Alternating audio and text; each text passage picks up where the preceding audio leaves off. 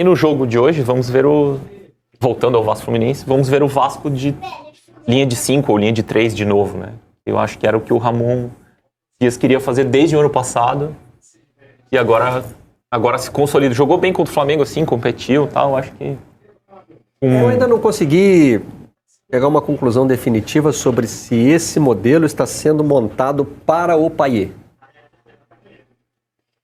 Eu acho que é para aproveitar o Piton. Que eu digo no sentido de aproveitar o melhor que o Payet pode oferecer ao Vasco. Acho que para aproveitar o Piton, que é um jogador de muita técnica, que ataca bem, e para tornar o time mais seguro também. Eu acho que é o time para o Campeonato Brasileiro. Piton, aí é uma combinação Piton-Verrete, né? Piton-Verrete. O Piton vai fazer jogada pelo lado e cruzar a bola para a área. Que é ofensivamente, em termos ofensivos, a melhor não. Talvez a única. Enquanto o Payet não demonstrar realmente um ritmo competitivo, que tem sido, que aliás, diga-se de passagem, ele melhorou muito do ano passado para esse ano. O Ramon Dias está tentando desenvolver para o Vasco um sistema competitivo, porque o Vasco não tem grandes armas ofensivas. Se tivesse, o Vegetti não estaria entrando em campo hoje ainda com resquícios de uma fratura na costela, né? Porque o Vasco não tem grandes opções. Então o Vasco tem o Rossi, que ainda é um jogador de altos e baixos, que se contunde também com alguma frequência, pelo menos foi assim na última temporada. Você tem o David, que está chegando agora, você precisa ver o processo de adaptação dele, mas não é um jogador da prateleira de cima, já mostrou isso.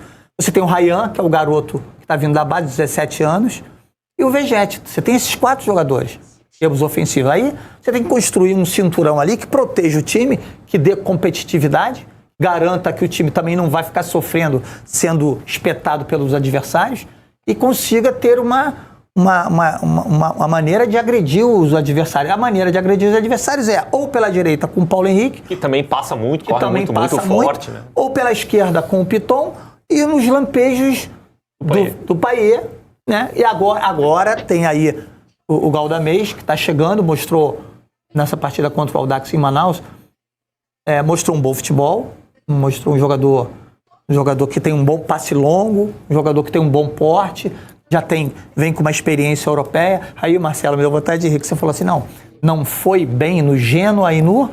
Sassuolo, não. Cremonese. Quem foi bem no Genoa e no Cremonese, né?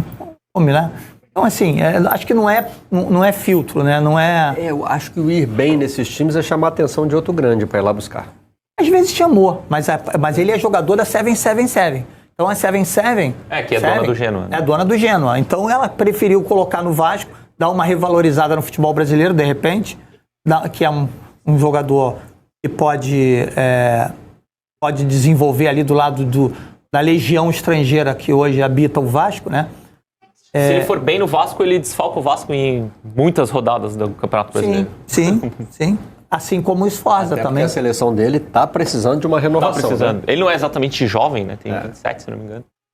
Mas está precisando muito de uma renovação. Precisando assumir o lugar daqueles caras que não saem de lá, né? E eu tô curioso também para ver o Fluminense, né? O Fernando Diniz vai colocar o time titular, o melhor Fluminense possível, e esse time o último confronto Fluminense e Vasco foi 4-2 pro Vasco, né? Pois é, e aí eu fico pensando, não será uma temeridade o Fluminense, que segunda-feira viaja para a Colômbia, para o primeiro jogo lá da Recopa Sul-Americana? Será? Não teria sido melhor? O Fluminense fez 2 jogos com o time titular, dos 7 que fez. Então, o time, o chamado alternativo, estava indo muito bem, né? Tá na média aí. Se um campeonato que está mostrando aí que os estaduais estão contundindo tantos jogadores, estão desfalcando tantas equipes. O Fluminense, esse título da Recopa pro Fluminense é um semestre para mim.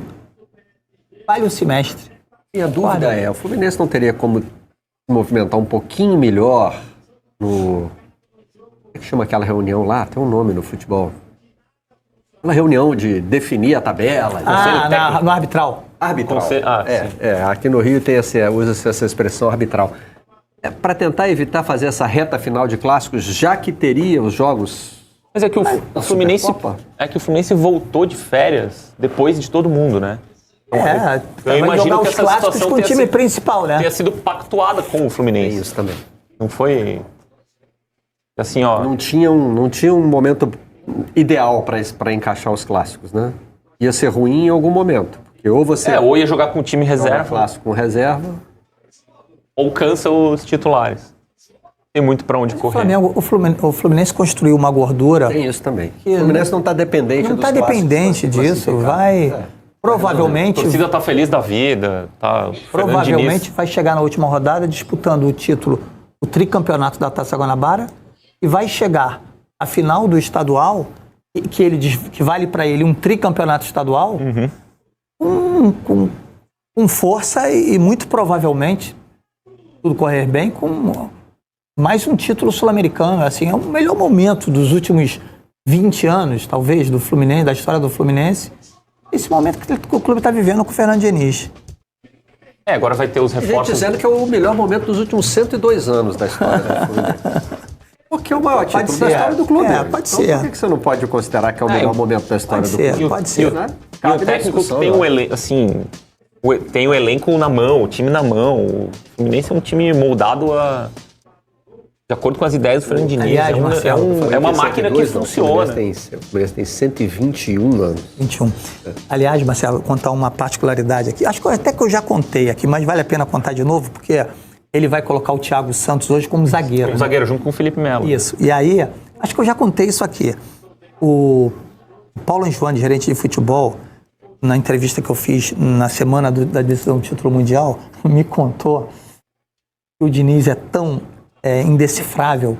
E quando o Fluminense contratou o Thiago Santos, contratou porque percebia ali uma necessidade de ter um volante por conta da iminente saída do André. E no primeiro ou no segundo treino do Thiago Santos no Fluminense, o Paulo Angione falou que saiu da sala dele, foi dar uma olhadinha no treino, e quando chegou viu o Thiago jogando de zagueiro. Aí quando o Diniz, mais tarde, passou na sala dele, ele falou: Diniz,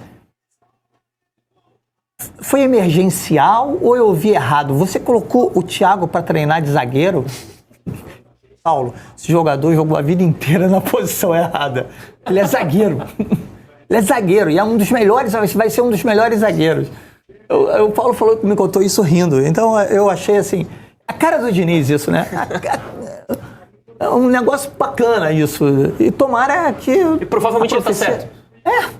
Eu confesso que eu não tenho muitos elementos para dizer que sim ou que não, mas vamos ver.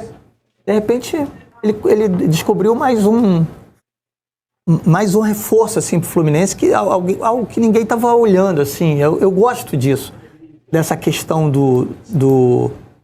da maneira de você enxergar o jogador de futebol e não rotulá-lo como um jogador que Não deixá-lo preso. deixá-lo